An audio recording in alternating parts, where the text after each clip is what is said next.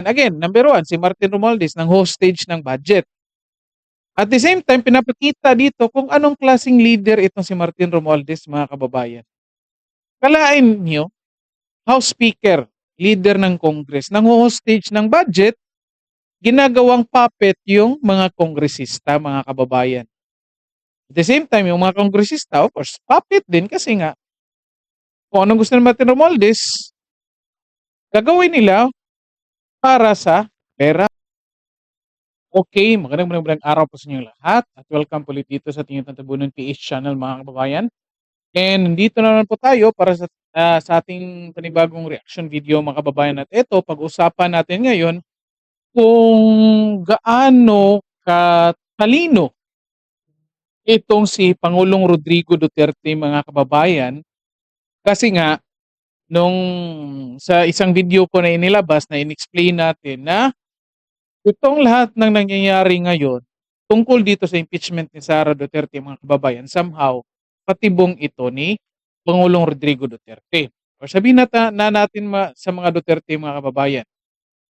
Kasi nga, ito ngayon, nakikita na natin na talagang nangyayari na itong lahat ng ito kung saan pumapabor dito sa mga Duterte, mga kababayan, o sabihin natin sa lahat ng taong bayan, mga kababayan. Kasi nga nakikita na natin ngayon ang tunay na kalagayan ng ating gobyerno, mga kababayan, lalo na dito sa Congress, mga kababayan. Again, eto explain natin. Tingnan ninyo ito hanggang sa huli, pakinggan ninyo yung mga argumentong ipepresenta ko, and then whether DDS ka or diehard Duterte supporter ka or anti-Duterte ka or isa ka sa mga taong galit sa mga Duterte, stay tuned lang, pakinggan nyo ito, yung mga explanation ko, and then mag-comment kayo dyan. At kung pagkatapos nyo makinggan itong explanation ko, kung galit pa rin kayo dito sa mga Duterte, i-explain nyo yan dito. Explain nyo dyan sa comment section. Okay? So, ito. Umpisahan natin, mga kababayan. Kung bakit nasabi natin bakit nasabi nating parang genius talaga itong si Pangulong Rodrigo Duterte, mga kababayan, patungkol dito sa politika. Kasi nga ito, may ipapakita tayo. Diba, nag-file sila ng impeachment case, mga kababayan. Ito ng mga nangyari ngayon, mga kababayan. Meron ng mga taong naglabas na ng mga saloobin nila. At the same time, mayroong mga kongresista, lalo na yung mga bumoto na i-impeach si Sara, somehow meron na ring lumabas at nag-explain, mga kababayan. At ito, tingnan natin yung ilan sa kanila. Magpapakita tayo ng dalawa, pinakita ko na ito, and yet, i-review lang natin yung mga statements nila kasi i-analyze natin yan. Ito. Wabaka na Ito si Congressman Lord Dansua ng Cagayan de Oro City. At ito, pakinggan natin kung ano yung explanation niya dito, bakit pumirma siya. Mabilisan lang ito, mga kababayan, ha? Dadto na dayon na sa Senado ang paghukom ni Ana. Unya, sama sa akong giingon kaganina, na kung dili po ta ani mo duyog sa administrasyon o sa majority, mahimo na tag-opposition. Unya, kung naa na ta sa opposition, mataha na gitaan na og pangayo og additional na budget. Mataha na ta, maulaw na ta na og pangayo Brigada Aris na inani kay lisod yun kung ikaw bitaw may mga tubang sa katawhan, sama sa akong ingon kaganina nga maghilak na ng kapatabang sa imo personal pag na nga nagpatabang na sa imo atubangan, maghilak kay usa na ikabayad niya sa hospital unsa may akong ingon ana kining bahina. Galing yan sa Brigada FM, mga kababayan, ng Cagayan de Oro. Okay, at ito, meron pa tayong isa dito, congressman ito ng Cebu, mga kababayan, na pumirma din. Again, tingnan nyo yung explanation niya, mga kababayan, na pumirma siya kasi ayaw niya, para sa mga Tagalog ito, mga kababayan. Kaya i-translate natin. pumirma siya kasi nga ayaw niya maging oposisyon kasi consider siya na opposition, and then kung magiging opposition siya, mahihirapan siyang humingi ng budget, mga kababayan. Tingnan niyo yung explanation, mahirapan siyang maghingi ng budget. Okay? So basically, pera yung problema or dahilan kung bakit siya pumirma. At ito, congressman ng Cebu, mga kababayan, nagsalita na rin, nagbigay na rin ng kanyang pahayag at palusot kung bakit siya pumirma. Ito, pakinggan natin. Ako lang ipaabot ka ninyo, no? Ako ang Ito si Joke Frasco, Congressman Joke Frasco, mga kababayan. I think sa North ito siya, mga kababayan, North of Cebu. Pero ito, pakinggan natin kung ano ring explanation niya. Dalawa yung rason niya dito, mga kababayan. Again, mabilisan na ito kasi explain lang natin ito lahat. Kung anong mga nangyayari dito. manakapiliin. Ang pilion yun ako, kamo. Ang ako ang distrito. Ang kayuhan sa ako ang distrito. Ako yung ginahunang klaro. Muna ni kuyog ko sa majority. Kung pangutan ko rin no? Asa mo pumupili? Kinsa man akong pilion. Kamo, ang ato ang distrito, ang ato ang mga programa, mga proyekto, or ato ko sa national nga mga politiko. Asa man, kinsa man akong pilion. Ang pilion yun ako, kamo. Ang ako ang distrito. Ang kayuhan sa ako ang distrito. Oo. Ang mga kababayan. Pero nasa niya? Para klaro. Nasa na yun? Sa mga pribado ng mga hospital, dili na sila kaduon ni nato. Di man gyud ka makuna kung dili ka mukuyo sa kadaghanan. Ito pala. Maura gyapon ang presidente o ang presidente ng kinato. Hindi ka sa Mayo 12. Ang election para sa presidente karon ang 2028. Kung simba ko, masinuhan ko sa akong budget, ipaawahin mo kita sa 240 ka buok libutan, di man gyud ka makuna kung dili ka mukuyo sa kadaghanan. Kung pananglitan, masiro itong budget, dili tatagaan ang pondo para sa tuwa mga programa, mga proyekto, asa man ko padulo. No? Magunsa man yung ato ang mga scholars na 16 kabuok nga Ito rin yung sinasabi niya, mga kababayan. Again, dalawang kongresista na ito, mga kababayan, na pumirma na sinasabi magkakaproblema sila sa budget nila kapag hindi sila pumirma. Kaya sumama na sila, pumirma na sila para of course bibigyan sila. At ito pang isa. Dalawa kasing rason ditong binigay ni Congressman Frasco dito, mga kababayan. inside issue.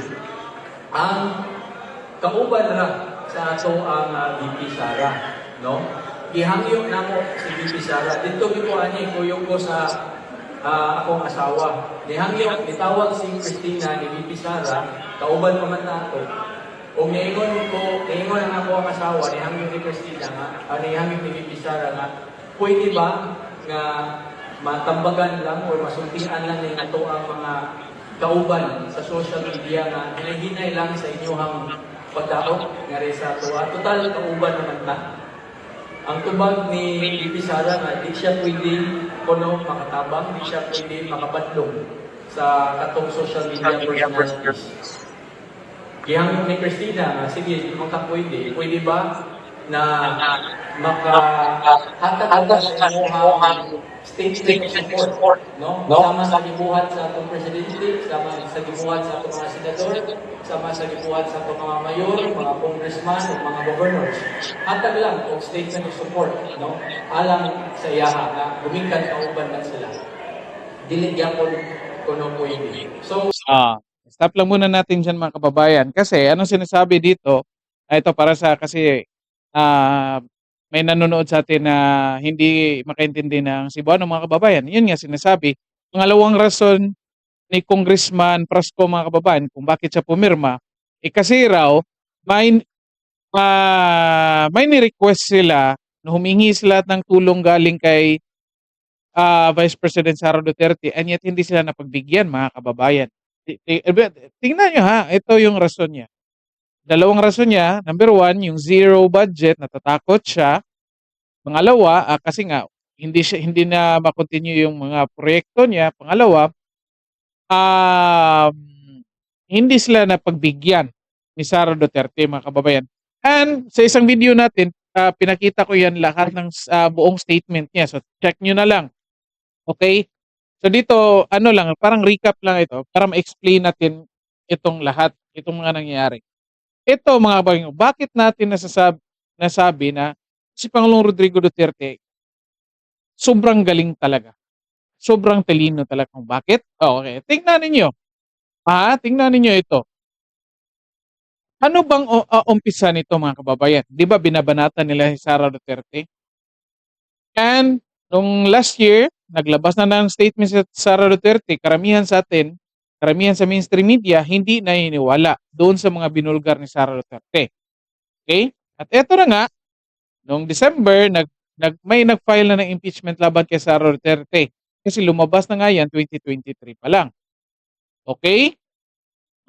Ngayon, nag-process na sila ng budget, mga kababayan, nag-finalize na sila.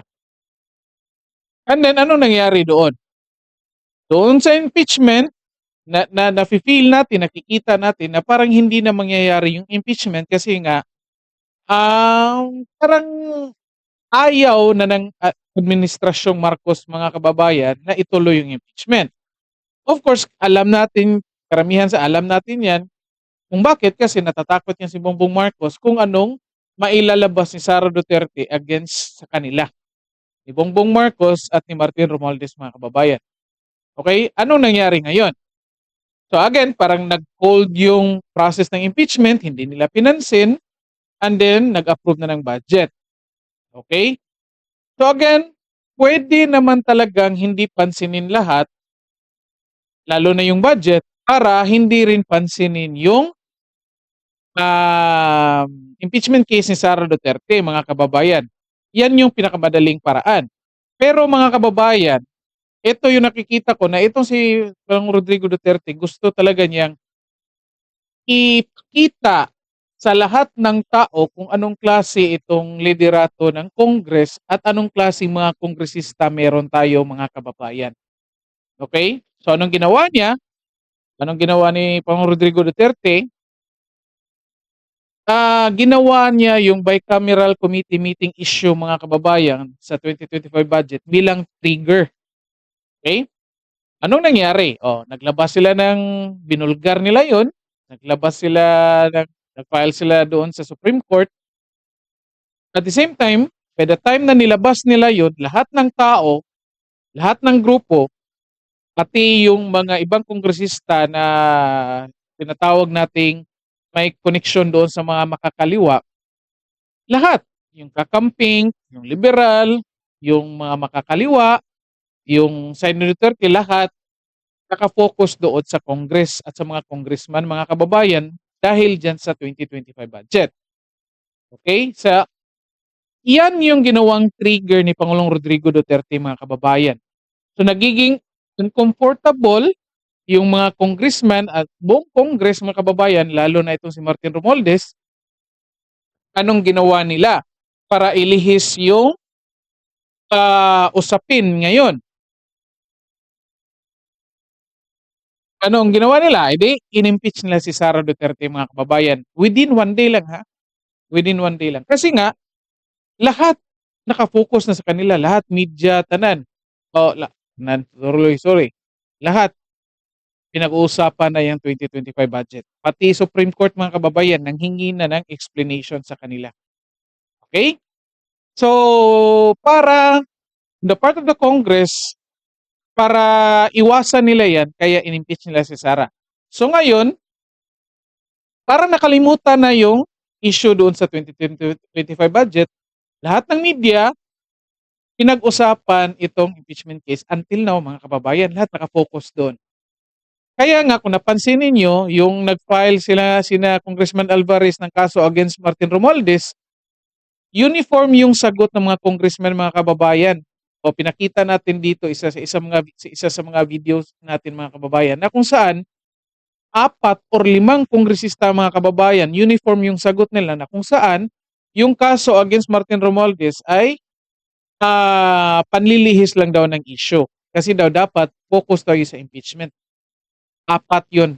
na kung 4 or 5 kongresista yun, na yun ang sagot mga kababayan. Okay? So, kaya nga napilitan sila doon sa impeachment case. So, anong nangyari ngayon? Lahat ng tao, lalo na mga supporters ni Sara Duterte mga kababayan, galit na galit dito sa mga kongresista na pumirma mga kababayan. So, anong nangyayari ngayon? Nagagalit lahat. Yung mga tao, binabash yung mga kongresista nila kung anong distrito sila. At yung iba, nag-declare na hindi boboto. Okay? So, ano nangyayari ngayon? Doon nga, pinakita ko 2 video na yung 2 kongresista na pumirma, binulgar na yung rason kung bakit sila pumirma. At ito, pinapakita dito mga kababayan na kung saan itong mga kongresistang pumirma mga kababayan, o sabihin nating, kasi 240 ito, sinasabi nila 80% yan. So makikita natin dito mga kababayan na 80% sa mga kongresista natin mga kababayan, ang layunin lang talaga nila ay para makakuha ng pera. Hindi natin alam kung para saan, kung para ba sa mga proyekto nila, basta pera ang pinag-uusapan dito. At ito na nga, dahil nag-trigger si Pangulong Rodrigo Duterte dito, trigger niya itong mga kongresista, ito nagsilibasa na. Na makikita, 80%, akalain nyo yan, 80% sa mga kongresista, pera lang ang target mga kababayan. Pera lang ang habol. Ito, 2, naglabas sila kasi nga, kung hindi nila, kung hindi sila sasama sa pirma mga kababayan, kaproblema sila sa budget nila. Kaya pumirma sila. So, ito yung pinapakita nila. Yan, palusot. Of course, hindi yan katanggap-tanggap mga kababayan. Kasi nga, in the first place, hindi mo naman trabaho yung magkaroon ng proyekto sa congressman. Ang trabaho mo ay magkaroon ng batas para sa ikabubuti ng yung distrito o sa buong bansa, mga kababayan, di ba? O yan. Sabihin na natin na parte na yan ng trabaho ng mga kongresista, yung mga projects na yan. Okay? So again, still hindi pa rin katanggap-tanggap kasi pinapakita dito na itong mga 80% ng mga kongresista handa silang ibenta yung paninindigan nila mga kababayan at the same time yung political career nila para lang sa pera. So pinapakita dito. At ito mga kababayan, ito nagpalusot na sila. So itong mga palusot nila mga kababayan, akala siguro nila na makakalusot sila dito. Hindi lang nila napansin, or hindi ko lang alam, baka sinadya, pero I think hindi ito sinadya. Yet hindi nila napansin na itong ginagamit nila na rason mga kababayan kung saan magkakaproblema sila sa budget kapag hindi sila pumirma, nilalaglag nila dito yung sarili nila at the same time si Martin Romualdez mga kababayan, yung leader ng Congress, yung House Speaker ng Congress mga kababayan. Bakit? Pinapakita sa kanilang statement mga kababayan na hinostage ni Martin Romualdez yung budget, yung pera mga kababayan. So naka-hostage yan. At ito, mga kababayan, pinapakita din ng mga kongresistang ito na sila ay tuta or puppet lang sila ni Martin Romualdez mga kababayan. Kasi nga, kung anong gusto ni Martin Romualdez na mangyari mga kababayan, gagawin nila para sa pera. O, di ba? Kalain nyo yan. Again,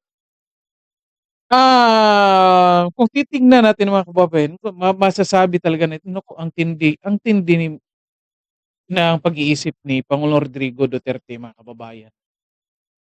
So, kahit sabihin na, well, of course, meron dyan sasabihin na, coincidence lang yan.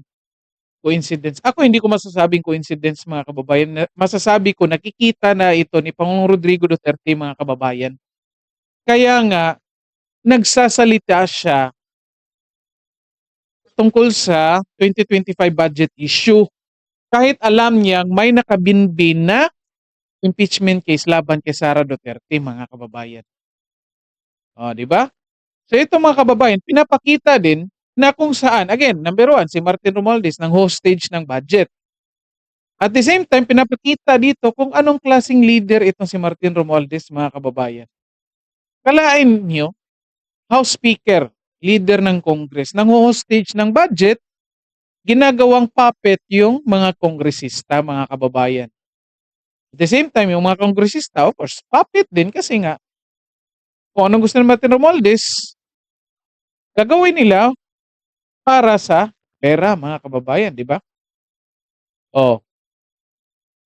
So ano nang mangyayari ngayon?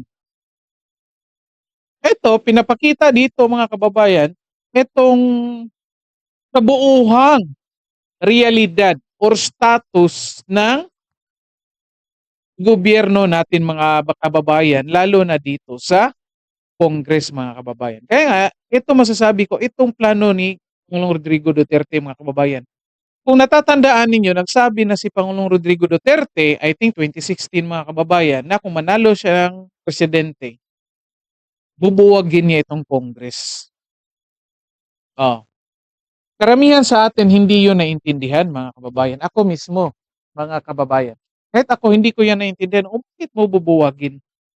Parte yan ng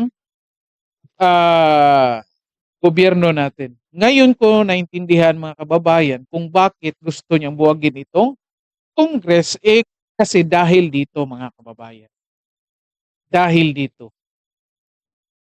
So itong Congress yung nagpapahirap sa atin mga kababayan. Nandyan yung lahat ng mga kurakot, mukhang pera, bayarang mga kongresistang walang paninindigan mga kababayan. Mag-comment kayo dyan kung anong sa tingin nyo dito. Kung anong masasabi nyo dito. Again, doon sa mga taong galit pa rin kay Pangulong Rodrigo Duterte o sa lahat ng Duterte mga kababayan. Ito, pakinggan nyo itong explanation ko. Iisipan nyo ito. Analyze nyo itong argumentong prinisinta ko sa inyo. Kung galit pa rin kayo katapos nito mga kababayan, galit pa rin kayo sa mga Duterte, comment kayo dyan at explain nyo kung bakit galit kayo. Para maintindihan namin kung bakit nyo binabanatan itong mga Duterte. Kasi ako personally mga kababayan, ako hindi ko masasabi sarili ko na Duterte supporter ako mga kababayan. Kasi meron din sa isang video natin na pinuna din natin yung statement ni Sara Duterte. Di ba? Pinuna din natin yung, lalo na nung anong nangyari yung sa na-contempt si Zuleika Lopez mga kababayan. Pinuna din natin yun. Kasi issue-based tayo dito. And yet, kahit anong pagtingin ko dito, pag-analyze ko dito mga kababayan, kung nakikita ko dito, itong mga Duterte mga kababayan, makikita mo na concern talaga sila dito sa ating bansa. Sila lang yung nakikita ko mga kababayan na mayroong malasakit dito sa bansa natin. Tulad nito. Pinakita niya, binulgar niya. Diba? Akalain nyo yan? Walang ginawa si Pangulong Rodrigo Duterte, kundi tinrigger lang niya itong mga kongresista, mga kababayan. And yet, lahat naglaglaga na.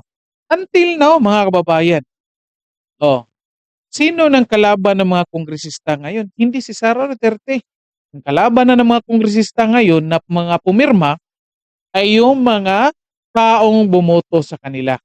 Kasi ang daming tao na na-disappoint sa kanila at nagpahayag na hindi na sila iboto or iboboto ngayong 2025 election kasi nga binenta nila yung paninindigan nila. At ito pa mga kababayan, ito rin yung ko. I think, sa tingin ko, umaasa si Pangulong Rodrigo Duterte na yung impeachment trial ay maumpisahan bago mag-election. Kasi nga, gusto niya isali dito yung Senado para makita rin ng mga tao kung sino itong mga senador na handa ring ibenta yung kanilang mga paninindigan. Okay? At para sa May 2025 election, malalaman na ng mga tao kung sino yung mga congressman at senador na hindi nila dapat iboto, mga kababayan. Ngayon nga, lumalabas na yung mga tao, PDP laban lang yung pag-asa nila. So how much more kung natuloy pa yung impeachment trial bago mag-eleksyon at nag-decide sila kung sinong i-impeach o kung i-impeach nila si Sara Duterte or hindi, or i-convict nila or hindi. So makikita at makikilala natin. Kasi merong mga merong mga senador diyan, mga kababayan, na balimbing, nagtatago. Sabihin na natin si Amy Marcos, mga kababayan. Palaging nagki-claim na kaibigan niya si Sara, yet nandun sa kampo ni Marcos. Ngayon nag-launch, mga kababayan, ng mga kandidato, binabanatan ni Bongbong Marcos mga kandidato ng PDP laban. Nandoon si Amy. 'Di ba? So mabuti na lang sana kung natuloy pa yung impeachment trial para malaman talaga natin. Anyway, kahit late na yung impeachment trial, at least, mga kababayan, lalabas din yung kung sino rin yung mga taong hindi natin iboto sa susunod na eleksyon. Okay? Well, anyway, again, pag-isipan nyo yung sinasabi ko, evaluate nyo yan, mag-comment kayo kung ano sa tingin nyo dito, mga kababayan. Okay? And paki-like and share ng video natin, and then paki-subscribe na rin po sa channel. Okay, maraming salamat sa lahat at magandang araw sa inyo.